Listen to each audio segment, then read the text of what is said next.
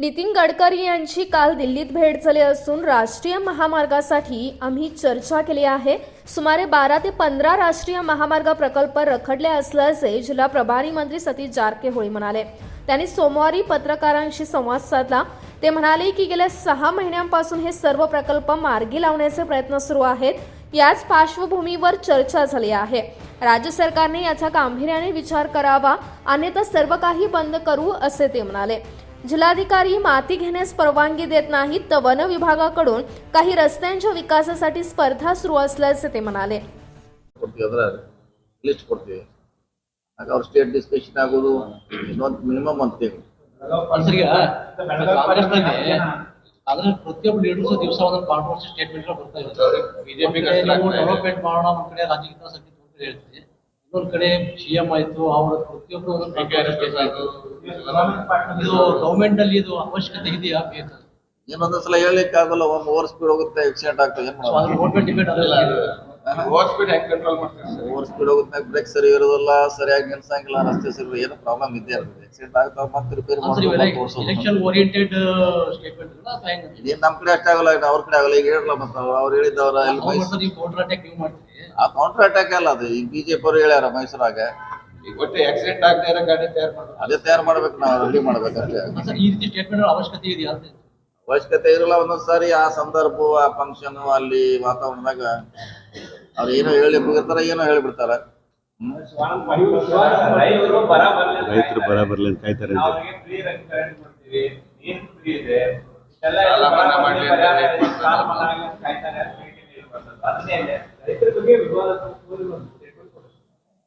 ಅಲ್ಲ, ಏನೋ ಹೇಳಲಿಕ್ಕೆ ಹೋಗಿರ್ತಾರ, ಒಂದ್ಸರಿ ಹಂಗ ಆಗಿ ಎಡವಟ್ಟು ಆಗ್ತಾವ. ಅಲ್ಲ ಸರ್, ಈಗ ನೀವು party of the strong candidate, ನೀವು ನಿಮ್ಮಿಂದ ಯಾವ ರೀತಿ ಸ್ಟೇಟ್ಮೆಂಟ್ ಬರಂಗಿಲ್ಲ, ನೀವು ಮೌನವಾಗಿ ಮಾಡ್ತಿರ್ತೀರಿ.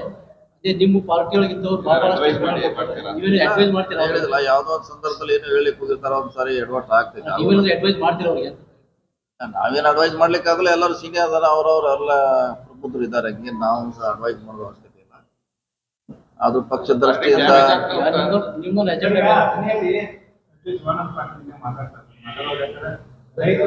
ಬರಗಾಲ ಬರ್ಲಿ ಅಂತ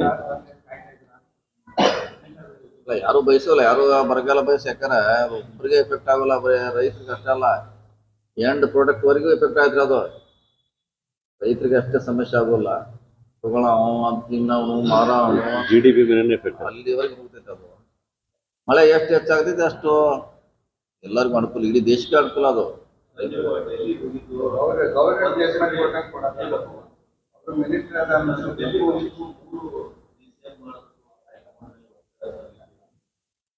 ಒಟ್ಟು ಹಿಡಿದಿದ್ದೀರಿ ಅಂತ ಹೇಳಿ ಸಿಎಂ ಸ್ಥಾನಕ್ಕೆ ಸಿಎಂ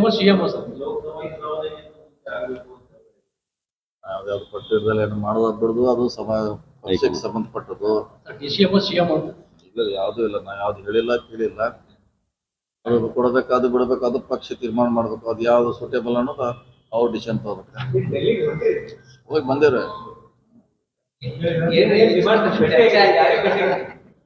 ಯಾಕಂದ್ರೆ ನೀವು ದೆಹಲಿ ಹೋದ ಸಲ ಇಲ್ಲಿ ಚರ್ಚೆ ಆಗತ್ತೆ ಕರ್ನಾಟಕ ಮೌನವಾಗಿ ಎಲ್ಲ ಚಲೋ ಮಾಡಿದ್ವಿ. ಈ ಸಲ ಬೆಳಿಗ್ಗೆ ಹೋದ್ವಿ, ಸಂಜೆಗೆ ಹೋಗಕ್ ಬಂದ್ಬಿಟ್ಟು ಎಲ್ಲ ಮೌನವಾಗಿ ಚಲೋ ಮಾಡಿದ್ವಿ.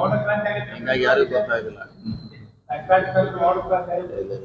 ಸರ್, ಆಫ್ಟರ್ ಪಾರ್ಲಿಮೆಂಟ್ ಎಲೆಕ್ಷನ್ ಏನಾದರೂ ಚೇಂಜಸ್ ಆಗ್ಬೋದು ಕಾಂಗ್ರೆಸ್ ನಲ್ಲಿ ಪಾರ್ಟಿ? ನೋಡೋಣ, ಈಗ ಪಕ್ಷ ಮೇಲೆ ಗೆಲ್ಲಕ್ಕೆ ನಾವು ಪ್ರಯತ್ನ ಮಾಡೋಣ, ಹೆಚ್ಚು ಸೀಟು. ಆದ್ಮೇಲೆ ಮುಂದೆ ಅದ್ರ ಬಗ್ಗೆ ಬರ್ತಾ ಇದೆ.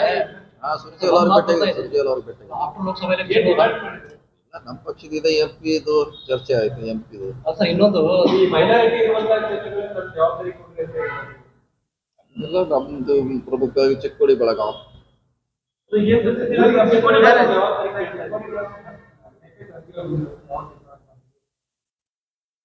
ಅದೇ ಇವತ್ತು 2 days ಕೊಡ್ಲೇಬೇಕು. ನಾಳೆ ಬಿಜಾಪುರ ಕೊಟ್ಟಿವಿ, ಬಿಜಾಪುರ ಅದನ್ನ ಎಲ್ಲ ಕೊಡೇ ಕೊಡ್ತೀವಿ. ಬಿಜಾಪುರ ಕೊಟ್ಟ ನಾಳೆ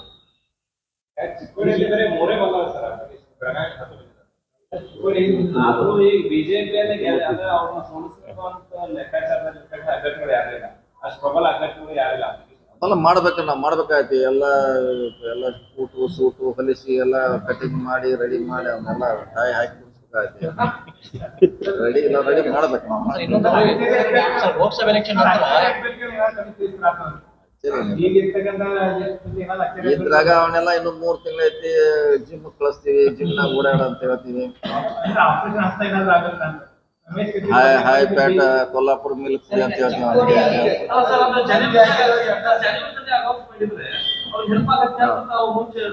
100% ಹೆಲ್ಪ್ ಆಗುತ್ತೆ.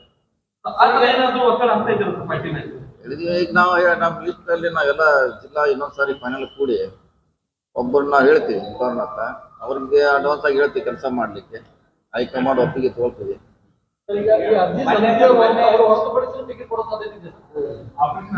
ಅರ್ಜಿ ಕೊಡ್ಬೇಕಲ್ಲ, ಅರ್ಜಿ ಕೊಡೋದು ನಮ್ಗೆ ಗೊತ್ತಾಗುತ್ತೆ.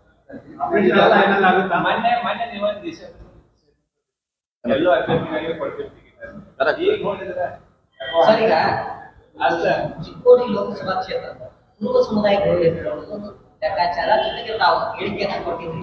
ಈಗ ಒಂದು ಜಾತಿಯನ್ನ ನೋಡಿ ಅಥವಾ ಗೆಲ್ಲದೇ ಇರುವಂತ ಅಭ್ಯರ್ಥಿಗೂ ಅದು ಸಿಗುವಂತ ಸಾಧ್ಯತೆ ಇದೆ.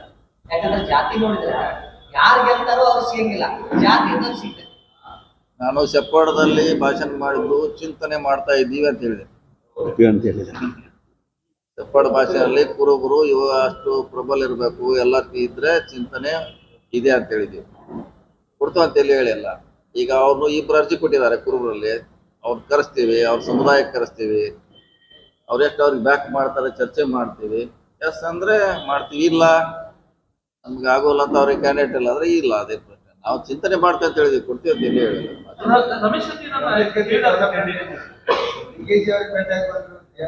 ನಿಮಗ್ ಗೊತ್ತಿದ್ರೆ ಹೇಳಿ, ನಮಗ್ ಗೊತ್ತಿಲ್ಲ.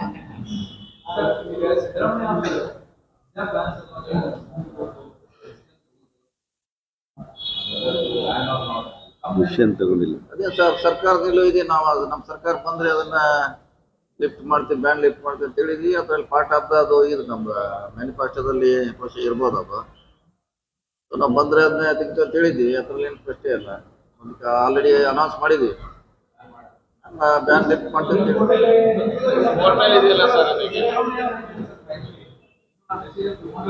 गोवा हद्दीपासून कुंदापूरपर्यंत रस्त्याचे काम पूर्ण होऊन 12 वर्ष झाली आहेत. आम्ही लवकरात लवकर कर्नाटकाच्या मुख्यमंत्र्यांसोबत बैठक घेणार आहोत. तसेच बंद पडलेल्या महामार्गाची कामे सुरू करण्यात येणार असल्याचे त्यांनी स्पष्ट केले आहे. Mahadev Pawar, KNS city news, Belgaum.